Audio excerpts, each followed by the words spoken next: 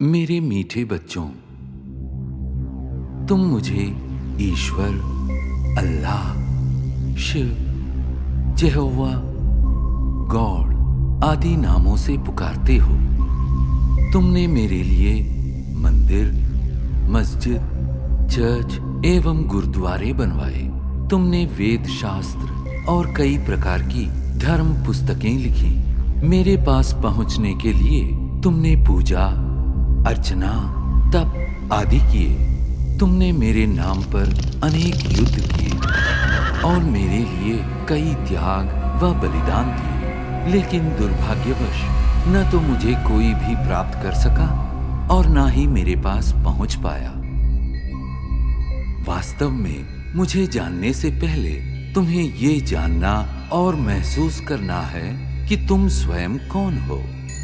तुमने अज्ञानतावश स्वयं को भौतिक शरीर मान लिया है, इसलिए तुम जाति, धर्म, रंग, भाषा व राष्ट्रीयता के नाम पर भेदभाव करते हो। स्थूल नेत्रों से दिखाई देने वाला तुम ये नश्वर शरीर नहीं हो। तुम तो अविनाशी आत्मा हो, जो भ्रिकुटी के मध्य में स्थित होकर इस शरीर को नियंत्रित करती हो। अतः स्वयं को शरीर द्वारा कर्म करने वाली आत्मा अनुभव करो।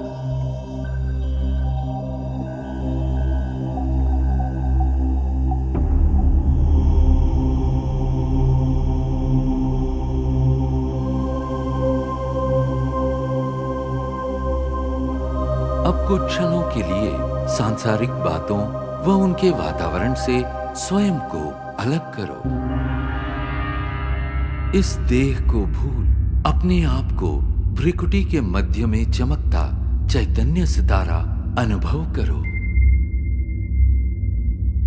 वास्तव में तुम यही हो, अति सूक्ष्म ज्योतिर्बिंदु आत्मा। अब क्रमशः तुम्हारी यात्रा आरंभ होती है। इस भौतिक दुनिया और देह से ऊपर उठकर नीले गगन की ओर।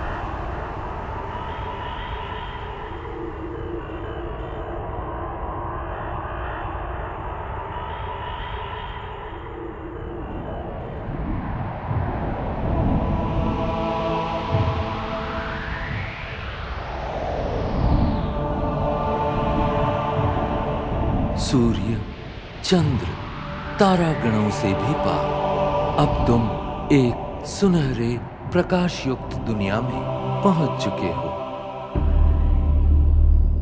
ये वो आत्माओं की दुनिया है जिसे ब्रह्मलोक, शांति धाम, मुक्ति धाम व परम धाम कहा जाता है।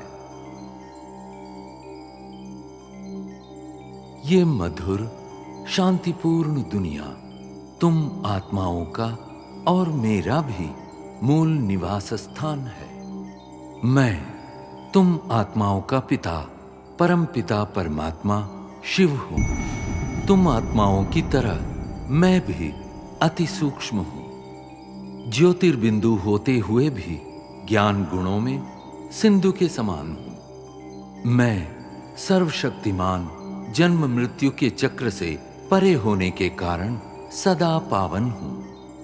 तुम सब आत्माएं मेरी प्रिय संतान हो। प्रारंभ में तुम आत्माएं भी मेरे साथ परम धाम में ही निवास करती थी। बाद में तुम जन्म और कर्म का अविनाशी अभिनय करते सृष्टि नाटक मंच पर अवतरित होते हो।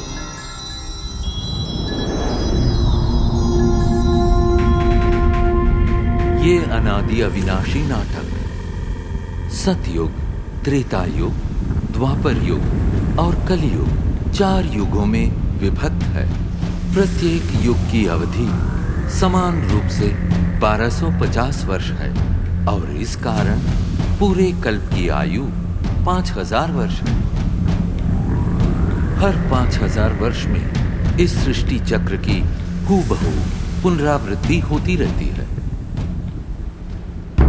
कल्प के आरंभिक काल में सभी प्राणी और प्रकृति के 5 तत्व पावन थे। उस समय संसार सुख, शांति और आनंद से परिपूर्ण था।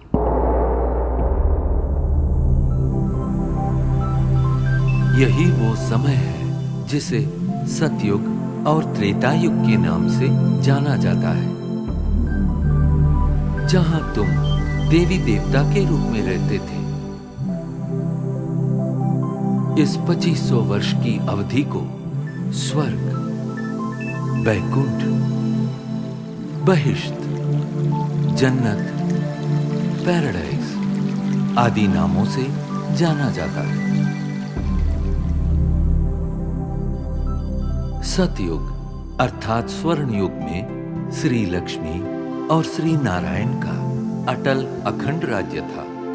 तत्पश्चात त्रेता युग अर्थात रजत युग में श्री सीता एवं श्री राम ने राज्य किया।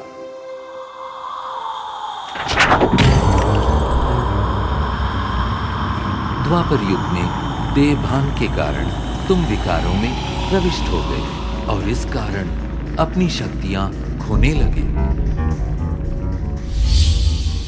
इस अवधि में भिन्न भिन्न धर्म पिताएं आए और अपना धर्म स्थापित किए। प्रारंभ में इन धर्मों की स्थापना सारी मानव जाति को एक सूत्र में बांधने और उनका सही मार्ग प्रदर्शन करने के लिए हुई थी।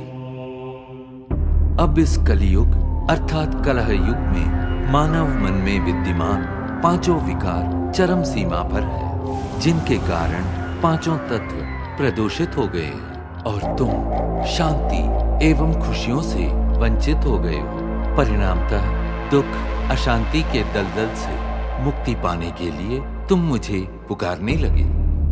यदा यदा हि धर्मस्य ग्लानिर्भवति भारत अभ्युत्थानमधर्मस्य तदात्मानं सृजाम्यहम् परित्राणाय साधूनां विनाशाय च दुष्कृताम् धर्म संस्थापनार्थाय संभवामि युगे युगे। जब जब धर्म की ग्लानि होती है एवं अधर्म व पाप में वृद्धि होती है, तब तब सत धर्म की स्थापना और श्रेष्ठ विश्व नवनिर्माण हेतु मैं धरती पर अवतरित होता हूँ। इस दिव्य व पावन अवतरण के काल को संगम युग कहते हैं। कलियुग और सतयुग के संगम का ये समय अत्यंत कल्याणकारी है। गीता में दिए इन वचनों के अनुसार अब भारत भूमि पर मेरा अवतरण हो चुका है। प्रजापिता ब्रह्मा के साकार मानवीय तन में मैं प्रविष्ट एवं सन्निविष्ट होकर सहज गीता ज्ञान एवं राजयोग द्वारा तुम आत्माओं को पावन बनाने का महान कार्य कर रहा हूं। अब तुम देह सहित देह के सर्व संबंधों को भूल स्वयं को आत्मा निश्चय कर मुझ परम पिता परमात्मा को याद करो। यही राजयोग है जिसके द्वारा तुम्हारे जन्म जन्मांतर के विकर्म दग्ध होंगे और तुम सर्वगुणों एवं सर्वशक्तियों से संपन्न हो जाओगे। याद रखो, प्रकृति के पांचों तत्व भी तुम्हारे इसी संपन्नता की प्रतीक्षा कर रहे हैं। मेरे प्यारे बच्चों, मैं वही हूं जिसे तुम अनेक वर्षों से खोज रहे हो। मैं तुम्हारा अनादि पिता हूं। मैं जो हूं, जैसा हूं, मुझे भली भांति पहचानो और मेरी श्रीमत पर चलो, ताकि आने वाले स्वर्णिम युग में तुम अनेक जन्मों का श्रेष्ठ भाग्य प्राप्त कर सको। ओम